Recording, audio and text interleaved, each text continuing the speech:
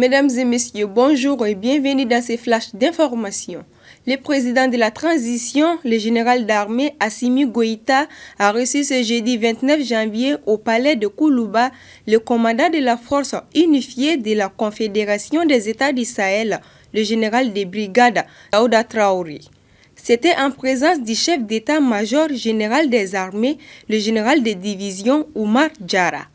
Cette audience avait pour but de faire le point sur l'état de préparation de cette force de 6 000 hommes. À sa sortie d'audience, le commandant de la force unifiée de la Confédération des États du Sahel a confié avoir recueilli les orientations du chef de l'État qui lui a réitéré le soutien total du Mali pour la réussite de ses premiers mandats. Le général de brigade Daouda Traoré a souligné que la mission prioritaire reste la pacification de l'espace sahélien afin de relancer les activités socio-économiques. Une victoire diplomatique et économique pour le Mali. L'UEMOA reconnaît l'illégalité des sanctions imposées à notre pays en 2022. Entre janvier et juillet 2022, la CEDEAO et l'UEMOA ont imposé des sanctions au Mali, notamment économiques, pour tenter de contraindre les militaires à adopter un calendrier électoral. Estimant ces sanctions illégales, Bamako avait déposé dès février 2022 une requête en annulation devant la Cour de justice de l'UEMOA, dont la décision a été publiée ce jeudi 29 janvier. Ainsi, la Cour donne raison aux autorités maliennes de transition.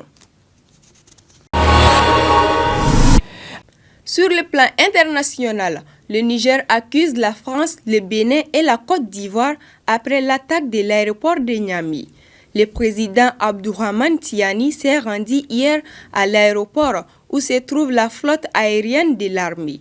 Il a salué la bravoure des soldats nigériens et des soldats russes qui ont repoussé les assaillants et tassé les présidents français, béninois et ivoiriens. Parlons de la crise dans l'est de la RDC. Après Kinshasa, les facilitateurs de l'UA se rendent à Kigali.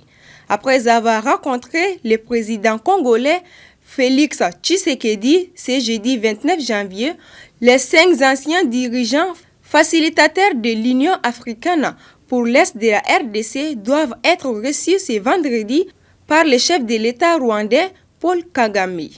Ils se rendront ensuite au Burundi avant de présenter un rapport de leur mission lors du prochain sommet de l'organisation continentale à Addis Abeba mi-février. Nous sommes à la fin de ces flashs. Merci à vous de l'avoir suivi et restez connectés à Maliba TV1 pour vous informer.